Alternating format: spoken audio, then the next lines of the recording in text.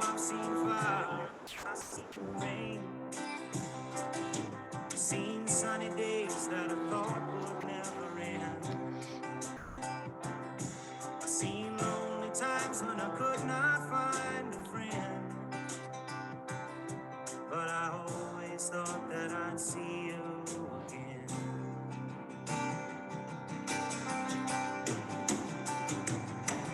Been walking my mind to an easy time, my back turned towards the sun.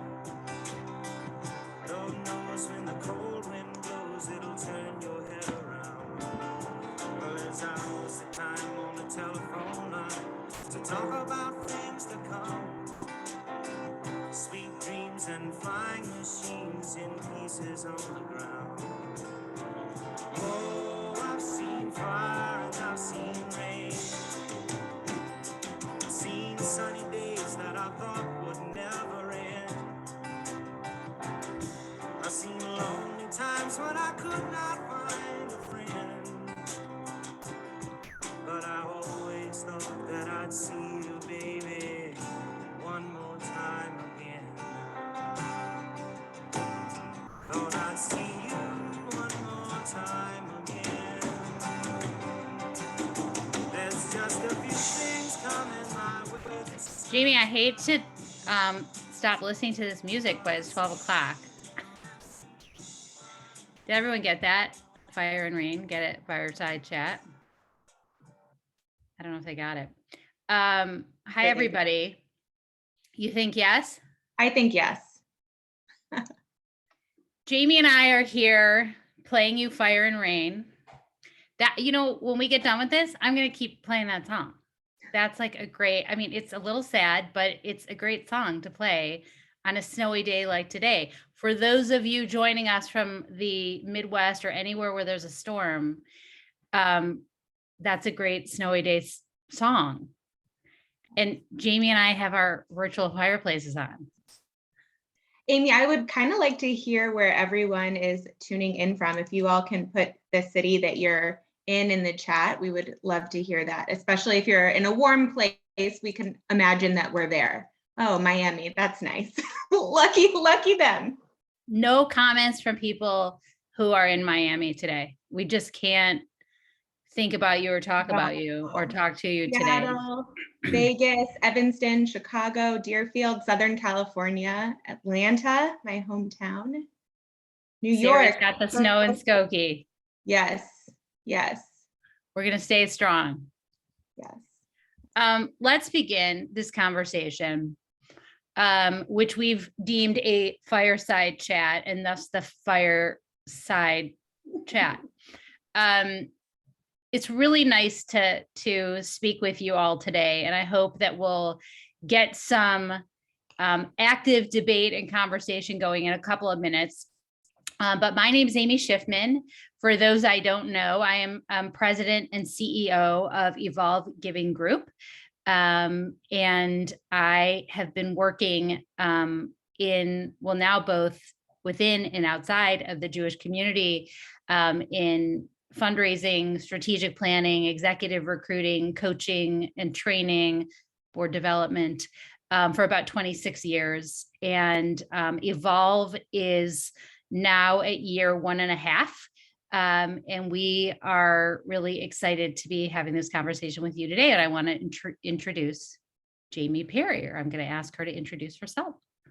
Hi, everyone. Good morning, good afternoon, wherever you are. My name is Jamie Perry. I manage the search division at Evolve Giving Group. I've been working with Amy for about 2.5 years, which is crazy. Time flies in a pandemic. And prior to coming to Evolve and managing recruitment here, I spent almost 10 years in the nonprofit space, both in Atlanta and Chicago. So hi to everyone in Atlanta and Chicago that is here today. So excited to have you. I spent years in fundraising, programming, and event planning, and really happy to be working together with Amy at Evolve and hiring great nonprofit professionals, and really excited to tell you more about how to do this today. And hiding in the back is Executive Vice President Jamie Klobuchar. Jamie, you can say hi.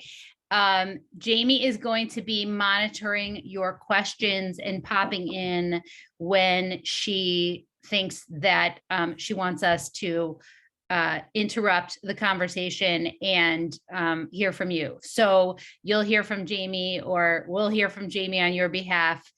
She says hello in the chat throughout the session. And just so you know a little bit about Evolve Search, we are a team of 5 on the Evolve Giving Group team who are mostly engaged in C-suite and director level search for positions solely in the nonprofit world: executive director, CEO, finance, marketing, fundraising, operations. Did I miss anything, James? I don't think so. Since about 2016. And Jamie, how many searches have we done since this pandemic started? So I would say, obviously, March and April of 2020 were pretty quiet. We started picking back up in May, and we are at about 45 searches now. I just counted the other day. That's a lot. Yes. So 45 pandemic era searches for our team. Which brings us to the topic for today. We want to talk about 2 things. We want to just address head on the Great Resignation and how this has affected the nonprofit world. And are we experiencing the same things that we're seeing in the corporate world? What does it mean for our sector?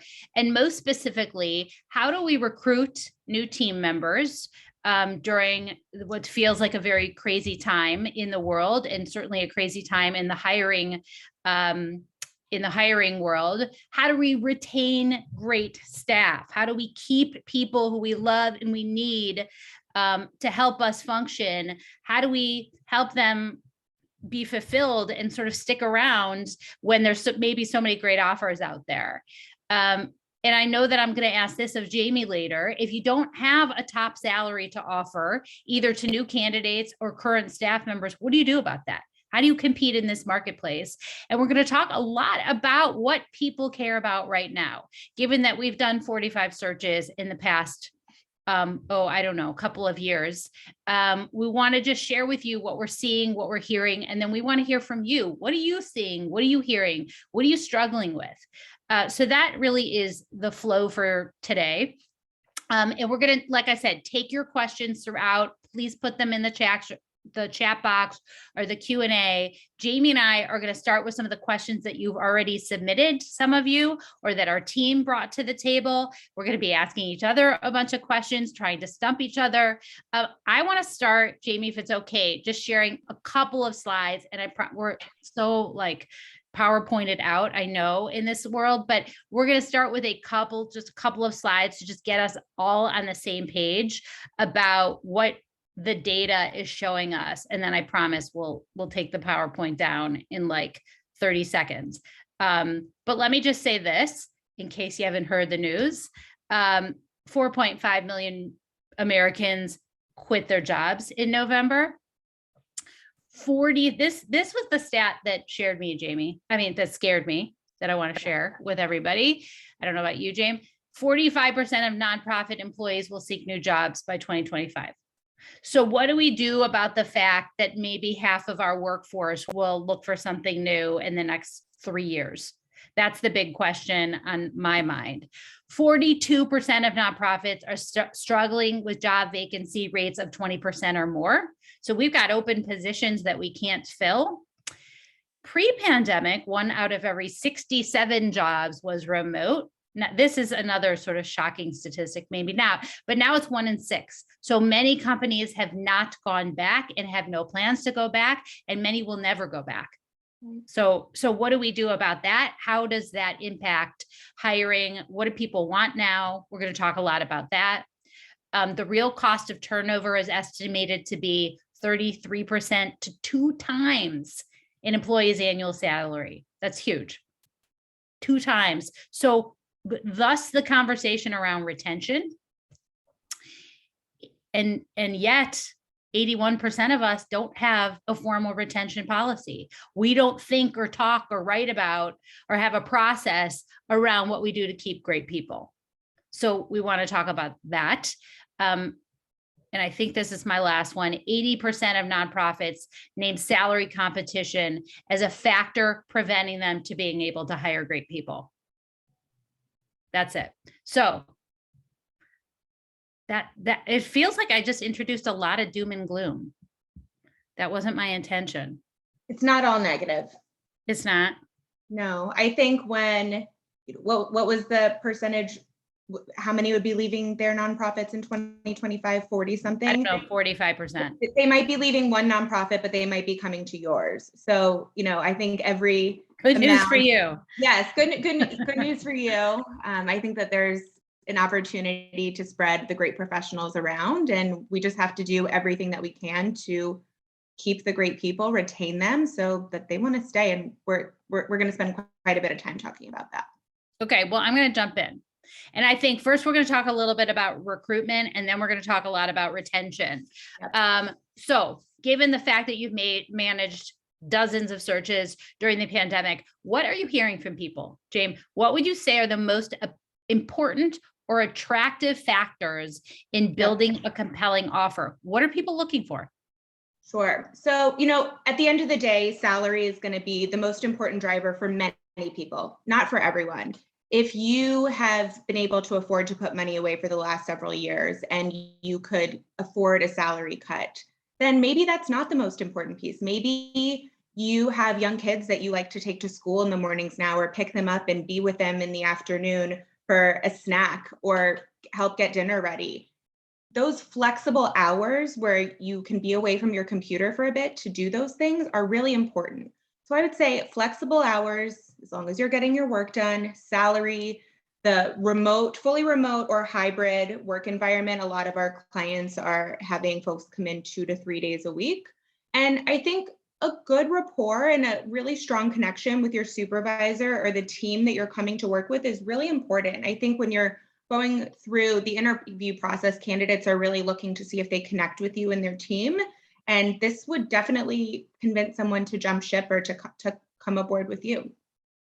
I still think salary is the most important. So I want to talk a little bit more about this, Amy. What, over the years prior to me even coming into the recruitment and search world, from then to now, what kind of trends have you noticed in compensation? What's out there right now? So, I back to a little bit of doom and gloom. So the bad news for hiring managers is that we've seen salaries in the not C-suite salaries, but even in the mid to entry level jobs go up just in the past 24 months by almost 15%. Just in the last 2 years. So what you were paying a couple of years ago for even an entry level nonprofit. So think, development associate, program associate, finance associate, operations manager, not C-suite. Really, we were looking at jobs that and we've got people on with us from all over North America today, but we're talking in US dollars that those jobs in the nonprofit market were sort of mid 40s, I would say, all the way maybe to 60, just depending on level of experience, a couple of years of experience, maybe a graduate degree, maybe not. And now we're seeing those push up where there's no mid 40s anymore. So to be competitive in an offer, even for an entry level candidate, we're looking at sometimes mid 50s to 70, and that's just entry level. We're seeing all of the positions that we just talked about inch up. And so a lot of our clients are looking for senior level development professionals.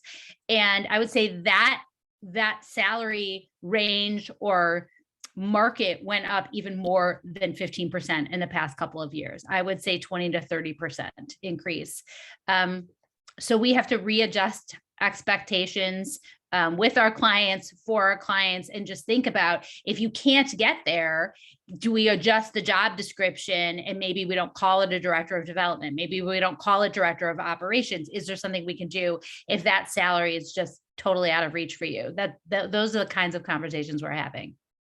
Amy, I'm just thinking about this in my head, and I'm sure so many of the folks that are on here today that have been in the nonprofit industry since your early 20s, since you finished school, started working, I don't think any of us were making in the 50s at our entry level job. And just think how different life might have been if I was making that much money when I was 22. So things have definitely changed. We are doing a lot of entry or help talking to some of our clients about entry level hiring, though we're not working on a search with them. We're talking to them about this, and it's a shift, and people don't have the budget for this. So we have to make offers more compelling. We definitely have to make offers more compelling. Okay, we're going to come back to that. I want it because that's one of my questions for you is how do we do that? But I don't want to move away too quickly from this remote issue, because this remote work issue, because I feel like it's coming up in every single conversation that we have with hiring managers on a day-to-day basis. The question you and I are asking when someone calls us about a search, almost even before salary, is there a remote work option? Because that's the first question that candidates are asking us. So many managers are still unsure about this. A lot of the hiring managers tell us absolutely not going to happen, can't work for whatever reason. If this is such an important factor in recruiting top talent, how do we win over managers and supervisors to even think about this model if you've been in a traditional sort of 5-day week in the office kind of scenario? Well, this is a fun one because, like you said, we talk about this a lot. I think we both consider it a win when an organization changes their mind and we've convinced them to be hybrid or fully remote.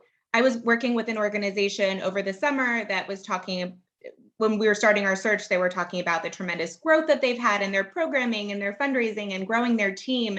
And they were insistent on hiring someone that would be in the office 4 days a week once it was safe to do so, whatever that means right now. And I said, okay, when was the last time that you all saw each other? Because we were on a Zoom call, and they kind of looked at each other and said, oh, well, we haven't been in the office together in 2 years. Well, you just told me that your programming was stronger. You just told me your fundraising campaign was growing and your team is growing. So what is the difference? I really think that people can be more efficient working from home. I know that I am. I do not have people coming and stopping by my desk constantly and asking me to do something or chatting. I'm not leaving to go to lunch like I would generally need to if I was in an office just to get a break. I'm home full time. And if your employees aren't producing when they're working remotely, you'll know that pretty quickly. So I think that if this is a struggle that you're having, I'm happy to talk to you about this. I would love to talk to you about this. I consider it a challenge to convince you to move from one side to the other. So this is something that is compelling. Definitely having a hybrid model. I agreed. And I think what you just said, you hit the nail on the head, thinking about hybrid. So if 5 days a week remote is not an option and you're really still looking to, the challenge with 5 days a week remote is building an office culture, building a team culture. I have that on my own team, right? We're constantly thinking about how do we do that if we're communicating only via Zoom. So we get it. If your team is based in one city and you can gather, maybe you consider offering people as much flexibility as possible. I'd like you in the office 3 days a week, but you pick the days. One of those days has to be Wednesday because we have our team meetings on Wednesday. If you can come up with a scenario that is not all one thing, and it doesn't work for you to be 5 days a week remote, and we understand that, then consider that hybrid option, because that type of scenario is also attractive to people. There are many people who want to get out of their house a day or two a week, but they don't want the commute 5 days a week. They don't want to lose that time. They're happy to be walking their dogs and picking their kids up from school, or being able to cook a meal an hour earlier than they could have if they were driving home from the office. Absolutely. Amy, I want to kind of switch to another side of recruitment, and that is the job description. Whenever we work with a client, the first thing we ask them is, do you have a job description? Let me see it in advance of the call so we could skim it, have questions, and craft a more concise position summary instead of a job description. So what do you think about titles right now? How important are they? How important is the job description? I know this is a pain point and a stressor for a lot of our clients, is crafting the perfect job description. So Yeah. what do you think about this? Well, I'll start with title. I think that title is important, but it is not everything. I have spoken to lots of people who would exchange a remote work environment for the title that they wanted. So I think that you have to think about prioritizing. It's one of the things that we do with our clients is sort of what are your non-negotiables and what are the things that you can live without. Title seems to not be at the top of the list for most people. They're more concerned about money. They're more concerned about flexibility, but certainly it's up there. And I think we just have to think about what title conveys. So when we talk to organizations about titles and they say, well, what's the difference between development manager, director of development, director of philanthropy, director of advancement? Like, aren't they all the same thing? They're really not. There's a difference between a director level job, a coordinator level job, an associate level job. So those things do matter, and we don't look at them independently. We look at them within the context of your staffing model. What does that mean? And we can help you think about that, whether we're working on your search or not. We're happy to give you advice. And I don't love titles that don't sound like anything else that's out there. So a director of donor relations, for example, or a director of advancement, if people aren't as familiar, director of advancement is quite common within the education world, especially the higher ed world. It might not be something, director of philanthropy, that other people see and understand when they're looking for a position. So we like to push back to something that's commonly used, like a director of development, yet it has to fit the job. So titles do matter. I would say that people are looking for an opportunity to advance. So if there's an opportunity to move from an assistant director to an associate director to a director level position within your organization, that's a reason to sort of tier those opportunities to move up and think about titles in a more strategic way. Job descriptions are very important. They are sort of the look at what this experience is going to be. There are other factors in understanding what a job is all about, such as team culture, but it is the description of what it is that person is expected to do. And when and if, and I'm sure we'll talk about this more than once during this hour, but when and if that job description is 4 pages long, that doesn't sit well with people. We assume that the job is undoable. Or when we try and merge we've got 2 openings, let's say in marketing and development, and we try and put the 2 together, like, well, let's just save money. Let's put those things together. That feels unachievable to people in the marketplace. Well, I'm not, my expertise doesn't sort of fit in both places. And so where would I spend most of my time? It becomes confusing to people. So concise is better. And if you can be very specific about benchmarks and milestones and what it is that is expected of people, and yet at the same time communicate something beyond the job about your organization, about its values, its philosophy, its team culture, that's also helpful. It's a lot to fit in. And what we do at Evolve is we morph your job description down to a 1-page position summary and then just get it out there, because we find that people click on it more often. So if you are managing your own search, you might want something that is just a position summary out there rather than your 4-page CEO document. Definitely. Amy, I think, I'm sorry, go ahead. No, I just noticed Jamie's here, which probably means there's a question we're supposed to answer. Oh, okay. I have 4 questions, but one that you just were touching upon when you were talking about the job description is, we got a question about culture and really, like, how can you market your culture as part of the compensation package? You want that one, or you want me to take that one? It doesn't matter. Up to you. Go ahead. Well, I'll comment, but I think that you probably have something valuable to say as well. Yeah, I can add. I think even talking about your values. So we at Evolve have recently redrafted a value statement that we want out there on as much externally facing communication as we can. And I think if that's something that you've done as a team recently, if it isn't, then you probably should be thinking about that.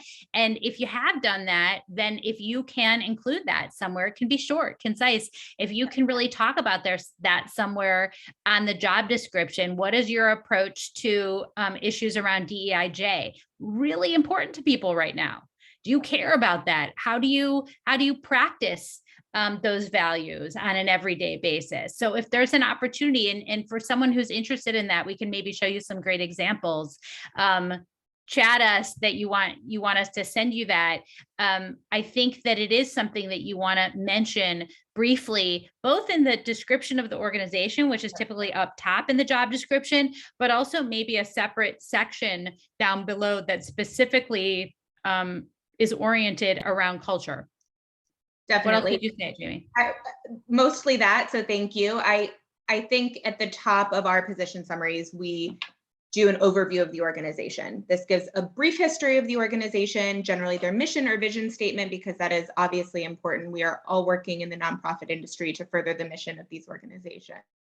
So mission, and then talk about your core values. I think that's incredibly important. Your approach to DEIJ, which Amy had talked about, but also to go back to what we're talking about prior to culture, when Amy mentioned having a job that might seem undoable, it's important just to have the key responsibilities in a job description. If somebody is expected to do something small one time, that doesn't necessarily need to be on the job description. These are the big projects, the day-to-day, the management component. We don't have to put everything on one page. So I think that if you have your key responsibilities, you have your qualifications, you talk about your culture, values, I think that makes a pretty great job description or position summary. Anything else that you think is a turn off or a turn on that we didn't mention in terms of job description? Yeah, I think for the qualifications, like I just mentioned, it's important that the qualifications are reasonable for the role. If you're looking for an entry-level person that's just out of school, that's going to be maybe in an administrative role or an associate role, they don't need an advanced degree. They don't need a master's degree right now. And I'm seeing that not with our clients, but I'm seeing that on a lot of position summaries or job descriptions. And it's really disappointing. They worked hard, they got their 4-year degree, and now they can't get an administrative entry-level position because they don't have a master's degree. So consider the qualifications and make sure that they're reasonable. I think that's important. Good. Yep. Did we talk about salary on the job description? We have not talked about that yet. Okay. Yes. That's a hot button for me. I have a lot of feelings on this. On the Evolve website, actually, we have a tab, I think it's on the far right, that says news and events maybe. There's tons of blog posts that you should definitely go and read there. That would be helpful. And under the search tab, there is an article that I wrote fairly recently about salary transparency. And I think that, we'll talk about this a little bit more, but if a salary range is not listed on your job description, I think that's a red flag. I don't think we've had maybe 1 or 2 clients ever that were not comfortable posting this for different reasons.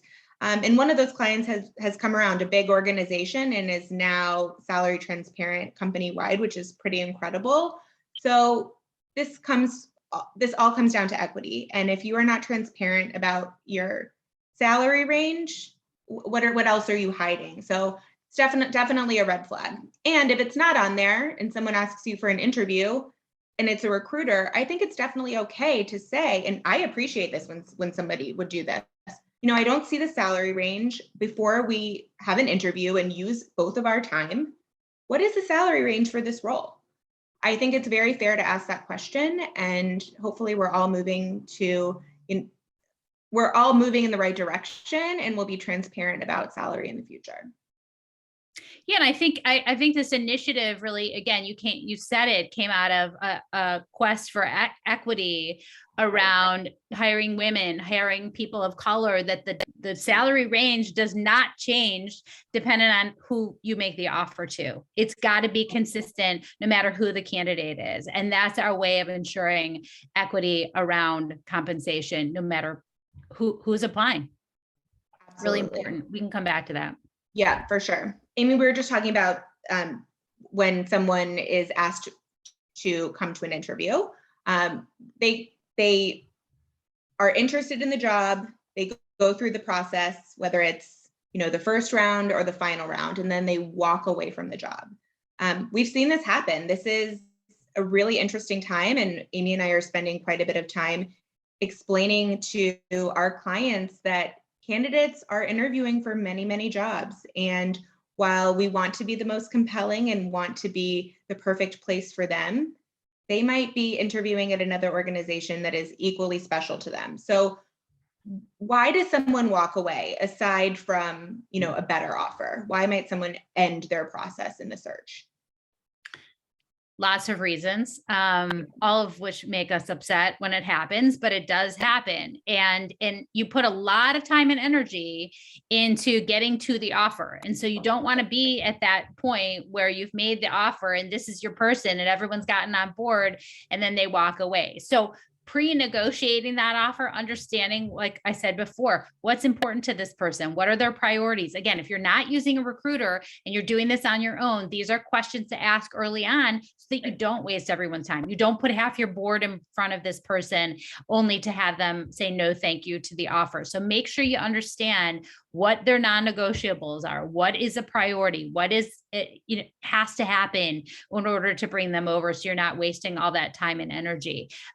So what I hear from candidates is often, this goes back to what we talked about at the beginning, rigidity or inflexibility around work environment. In other words, people are not interested, for the most part, not everyone, many people, given they've just worked for 2.5 years from home and find that they are productive and they are raising money or they are managing a finance office or whatever they've been doing,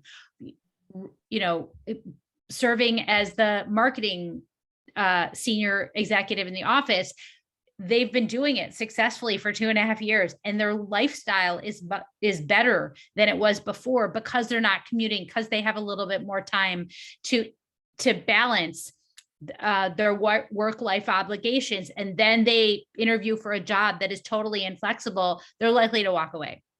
So if you can, if you're not flexible, get that out on the table way before you get totally invested in this person. And B, if there is an opportunity to work something out or think about a hybrid opportunity, think about that before the offer is made, not at the point the offer is made, because when you make that offer, you want that on the table. You want to put that in writing. The candidate wants it in writing.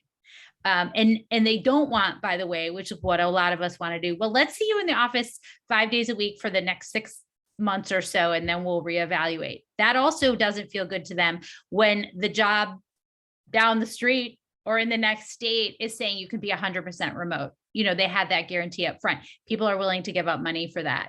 I think there have been some interesting conversations that we've had around how engaged or unengaged the board of directors is in this person's, is that the right word? Unengaged, disengaged, the board is in this person's life. And so I've seen it on both ends, that someone wants access to the board. It feels like an important part of the job to be able to work with board members, staff a board committee. And if that's not available to them, that feels like a position that may be too junior for them.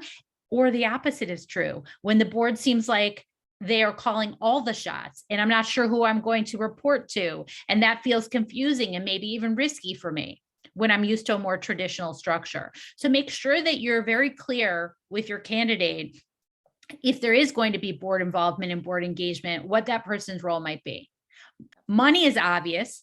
And I think, again, environment, culture, I need a really good understanding of what it's like to work with you people, right? What are the people like? Is there an understanding that I have a personal life? I've heard so many people say to me over the past couple of years, I'm not willing to leave my job because I had a hard time. My family had COVID and my organization was tremendous. I'm not even willing to look at something else because I feel loyal to an organization who really took care of me and treated me as part of the team. So people will give up a few $1,000s to be part of a culture that feels like a good environment for them. Yep, somewhere where they feel safe. Absolutely. Yeah. So let's just say, Jamie, that a competitive salary is not on the table for whatever level position. I'm looking for a director of operations or a development associate, and I really probably don't have the salary that some of these other organizations have. How do I recruit top talent, maybe even without a salary that's at the top of the range? For sure. This is actually one of my favorite questions. I deal with this with clients quite a bit. Medical, dental, like general health insurance is a big one. Not every candidate will need it. They could have insurance elsewhere. But if you can pay a competitive percentage of someone's insurance, that's amazing. One of my clients now pays 80% of their employees' insurance, whether that's for an individual or a family. I understand that is not feasible for every organization, but that is quite amazing. I haven't really seen that much before. Added PTO days, and I do want to touch on this for paid time off. It might have been common years ago for 10 days of vacation or PTO, but at a director level position, that's really not cutting it anymore. To say it bluntly, we recommend a minimum of 15 days of vacation at the director level. I can tell you, vacation days that I've had in various jobs, I generally don't even take all of them. So, and I feel like a lot of people are in that position. So it's definitely something to sweeten the deal, upping the PTO. If your minimum is 15, maybe consider 20. Parental Ours is leave, unlimited, by the way. Yes, ours is unlimited. I just want to say we have unlimited. Don't get mad at me, all you managers out there. But and we haven't had a single issue with it. So there are things. I mean, that feels very good to people. Is it a bad time to tell you I'm going on vacation for 3 months? Yeah. Just kidding. Just kidding. Take a month. Knowing there's nowhere to go. There's nowhere to go. So parental leave benefits are really, really, really important. We're having lots of conversations around leave with our clients and our candidates that are, considering starting a family at some point. Flexible work hours, like I mentioned before. Maybe someone's taking their children to school and they're not going to log in until 9:30 or 10, but they're going to work till 6 or 7. Is that okay? We talked about many times the remote hybrid model. Professional development. I think that this is really important. And if you don't have anything in your budget for professional development at your organization, it is definitely something to consider investing in. And for all of you fundraisers out there, this might be a compelling ask to one of your donors. How do I want to retain our staff? We don't have the largest budget for salary. I want to keep everyone here. I want them to get better at their jobs. Will you consider helping to pay for a coach or for these people to attend a seminar or a conference to get better at their jobs? Showing your employees that you're investing in them is really, really compelling. If you're in a city that has public transportation and you're requiring people to come in the office, reimbursing them for their transit is great.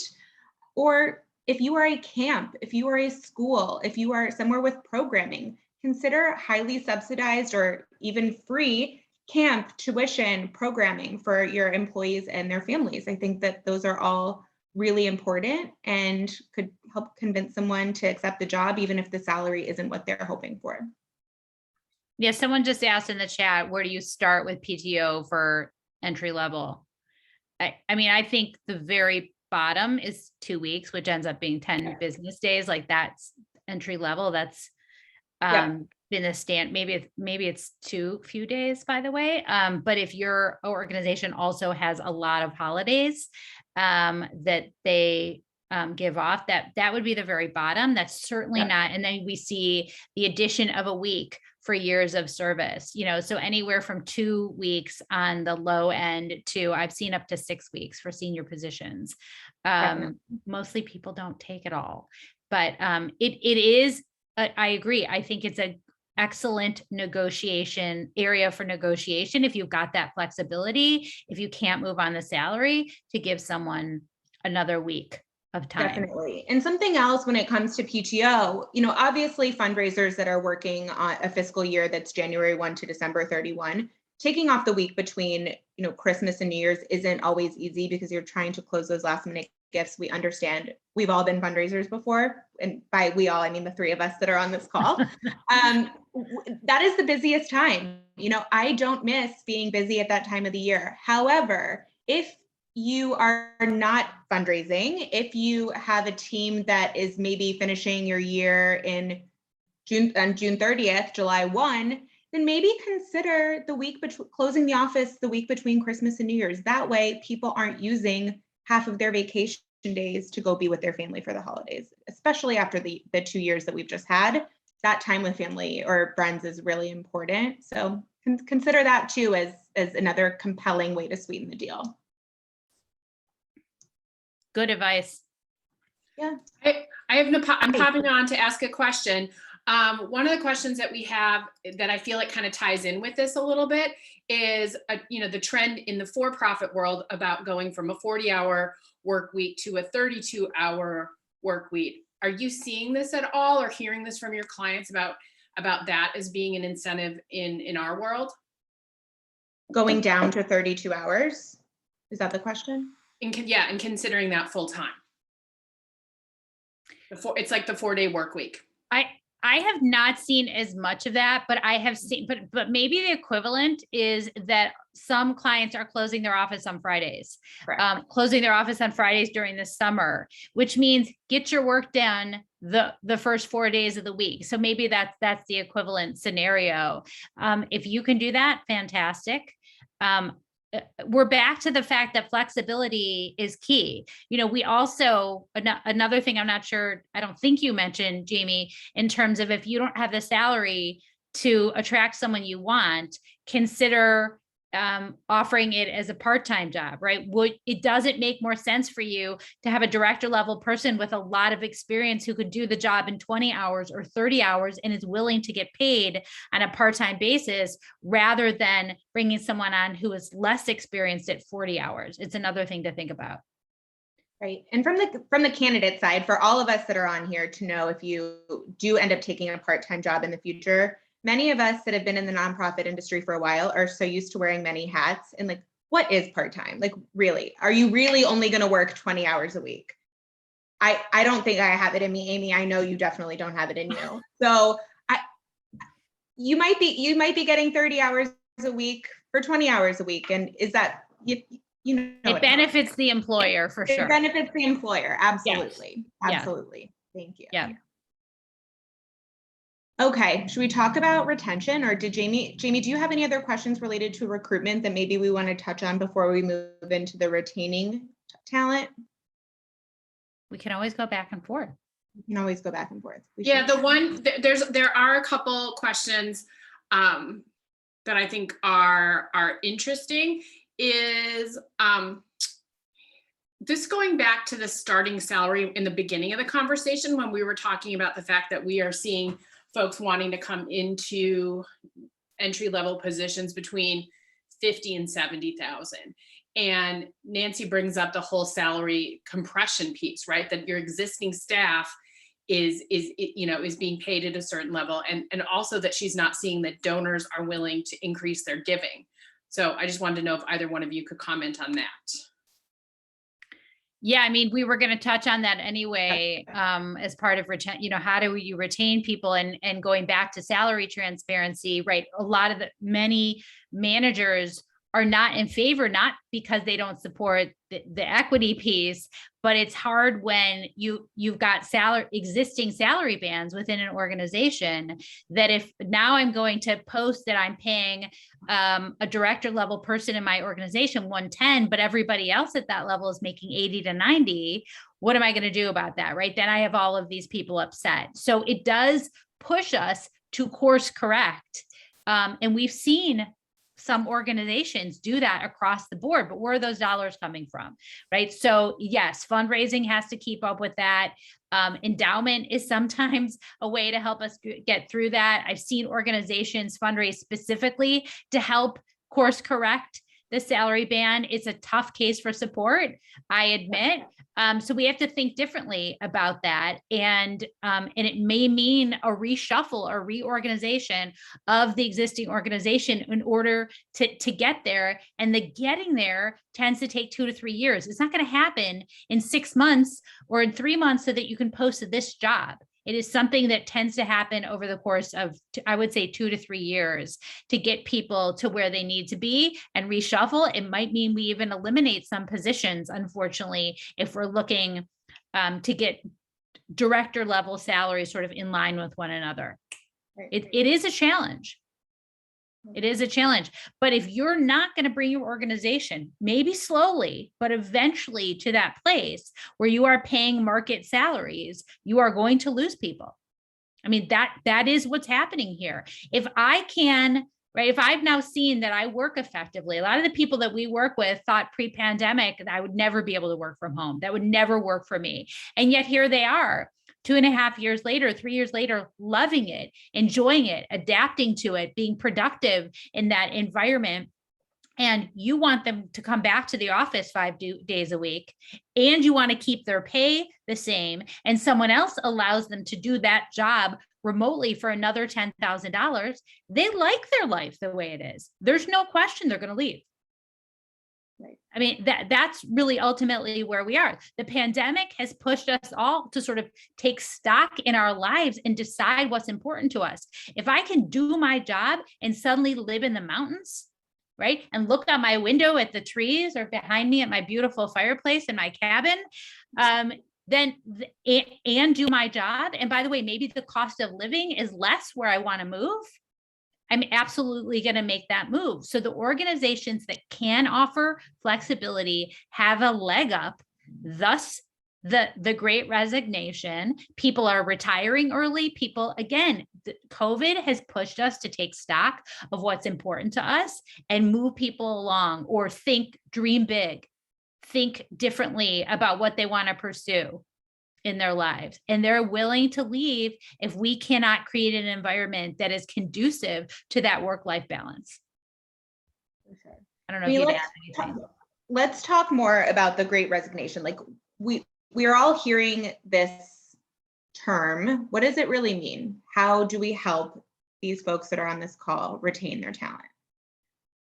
Yeah, I mean, I think it's just what I just said. It's what is it that you have to offer? How do we more strongly articulate the value of sticking around? Can you course correct on salaries? I think you have to think about whether or not you can do that, right? Are you able to take a look around? Call us and ask us what other people are paying for the position that you're worried is in jeopardy. But what does that look like? And what can you offer in terms of flexibility? Are you checking in with people? Are you asking these simple things? Are you happy right now? How is life treating you? How often do we say, are you happy? Right? How is it for you? Is there anything that I can do to help you be as productive or more productive than you are now? What can we do as a team? What are you missing? What are you looking at?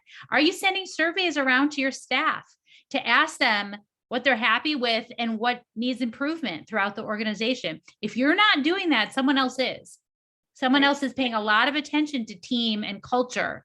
Are you able to do, I mean, for those of you in a warm weather environment, are you able to gather outside even during COVID and buy everybody lunch? Are you sending lunch to their houses every once in a while? Are you getting together for lunch on a Friday, even via Zoom, to create that opportunity? We have a book club for our team.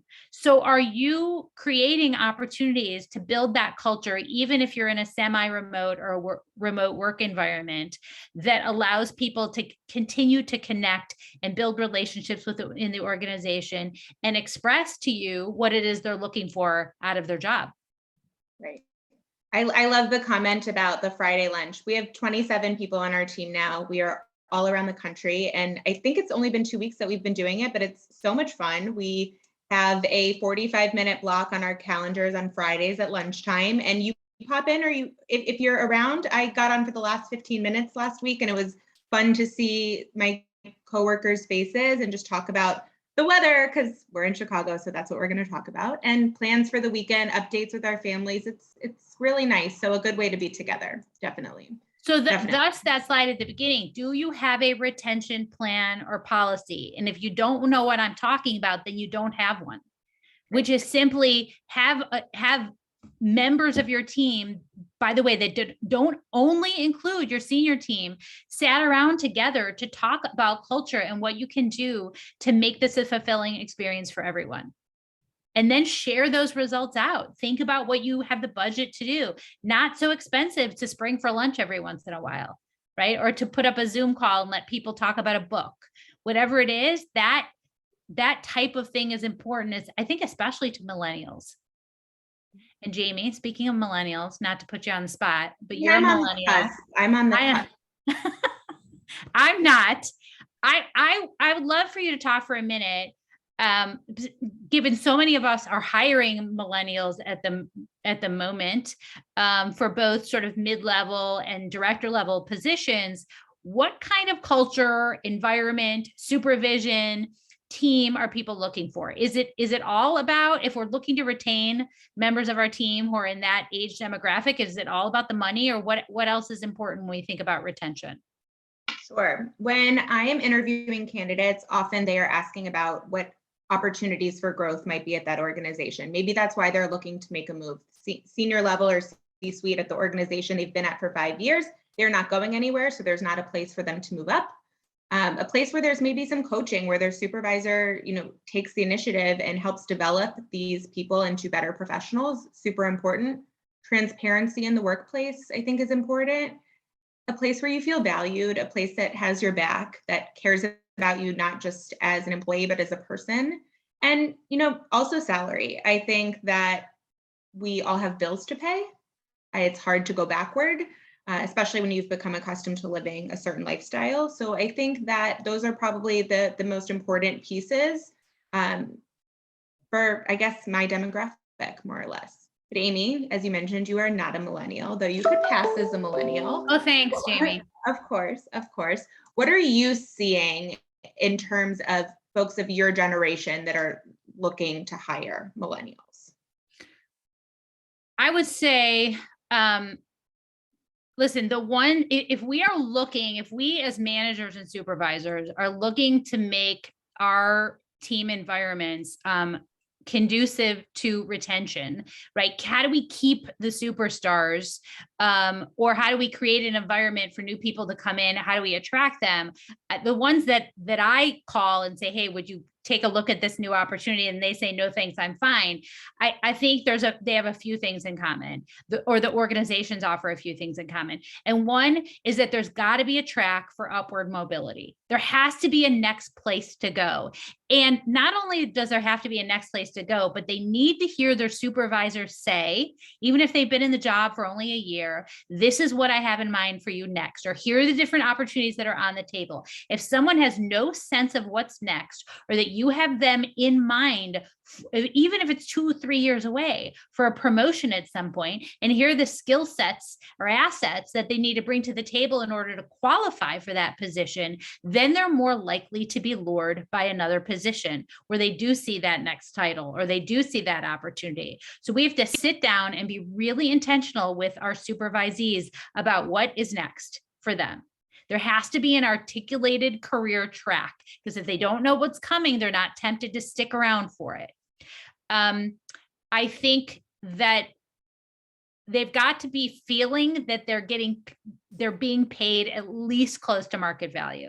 So if they hear that their friends who are in similar jobs are making $10,000, $20,000 more than they are, it creates unrest. So I think that we've got to take a look around and benchmark salaries for these positions, especially if you've been paying the same for years and years and years and years. Look at what those market trends look like. And if you can't meet those expectations, like Jamie gave you a bunch of ideas about what else we can do to sweeten the deal to get people to stay. Can we offer more work flexibility, remote work environment? Can we offer a little bit more paid time off? What else can you offer to this person to make it attractive?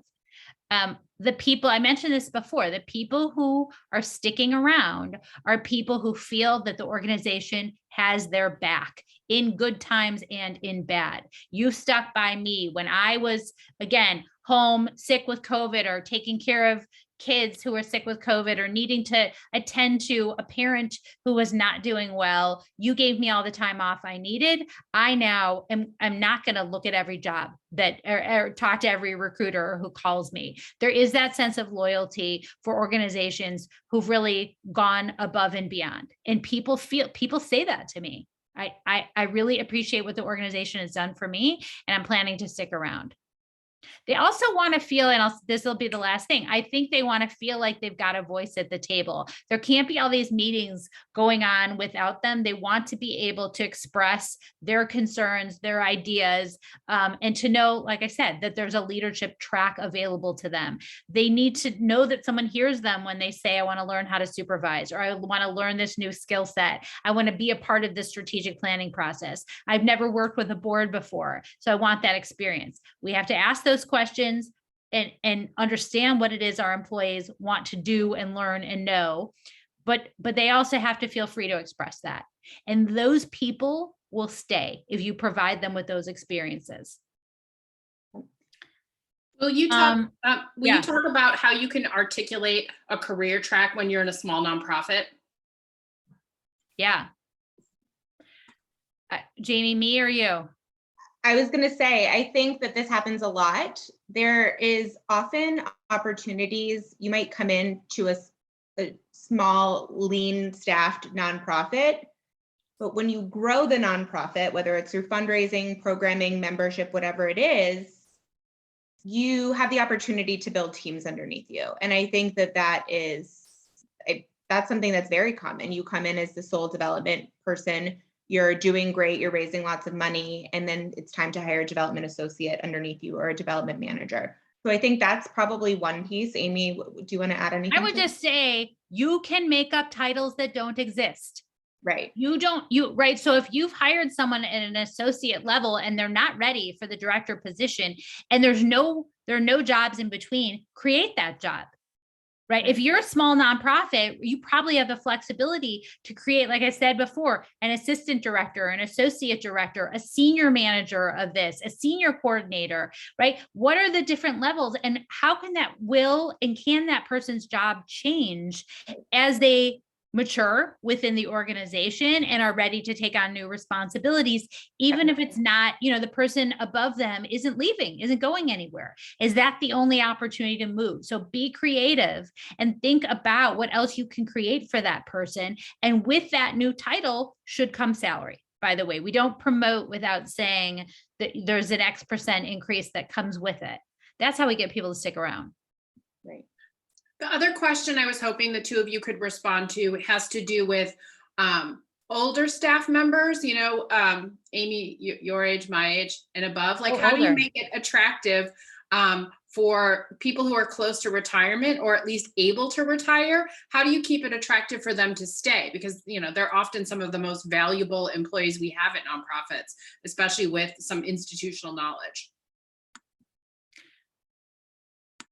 What do you think, Jamie? I mean, I don't know that it's all that different than what we talked about with regard to millennials. I think we're all thinking about flexibility. I like the opportunity to be able to work from home. I like to travel. I like that I could travel and do my job from somewhere else. And I think people my age feel that way as well. So we even at the senior level. We still need to be stimulated by our position and new challenges. And maybe you ask someone at that level to take on a strategic planning process or play a role with the board that they've never played before. What can you offer to someone that keeps the job new and interesting? I think no matter what level you're at, but especially at the senior level, we're still looking. We're not over the hill quite yet. We're still looking to learn new things and sort of flex different muscles. And that's part of what we need to be able to offer, even to our senior team or people who are at the tail end of their career. Definitely. I agree. I don't actually have anything to add to that. Well, thank you. I must have been thorough. It was good. It was good. We only have 3 minutes left. I would just say this, because we get this question a lot. How do you know when it's time to bring in a search firm, whether it's Evolve or another search firm? How do you know that it's whether or not it's a search that you can do on your own with a search committee or on your own as a professional, or when you should engage a team to help you achieve this new person on your team? Yes. Well, we hope it will be us. Give us an opportunity to work with you. We would be very excited. I actually wrote a blog post on this as well. You can find that on our website, but a few pieces that I think are important questions to ask yourself. Do you have the time? Do you have the bandwidth? We would estimate that if you are going to approach the search process by yourself without the help of a search firm, you need to plan for up to 25% of your week focused on this endeavor. So bandwidth and time. Budget. Can you afford to pay a search firm? There's different options. I can speak to what we do at Evolve. We offer retained searches, and you can plan anywhere between generally 30 and 33% of the salary that is going into this position that you're hiring for, or hourly searches. We do both of those. Hourly searches are great for clients that don't have as large of a budget, that don't need the soup to nuts search, that really just need the support. We can do that in most capacities with you. Also, your timeline. Do you need someone? Every single one of our clients says yesterday, but being realistic, what is your timeline? Do you have the time and energy to dedicate to reach your timeline? We average for C-level positions to be about 3 to 6 months, but we have placed folks in 4 weeks, and we have placed folks, I think 6 months is the longest search that we've had. So we definitely fall within that time range. Usually 12 to 16 weeks. 12 to 16 is average, correct? Yeah. What is your network? You know, that is the tremendous value of working with us or working with a search firm. You're not just posting something on LinkedIn or Indeed. You are working with our network of 27 consultants, our candidate database that we've been working with for years. So what does your network look like? And if you're still unsure, we recommend maybe trying to post this position for 2 months and go at it on your own. And if you're not successful, you're not finding what you need, please definitely call us. I would love to talk to you. So would Amy. That's probably the checklist to go through. And I think Jamie Klobuchar just put something in the chat about the blog post that you can find to decide if you're ready to work with a search firm. Keep the questions coming. We know we've run out of time, but we really appreciate all of the excellent questions, and you know how to reach us. And we'll send out the recording afterwards, but we just want to thank everybody, and we hope to keep the conversation going. Thank you all. Thanks, y'all. Stay safe. Bye.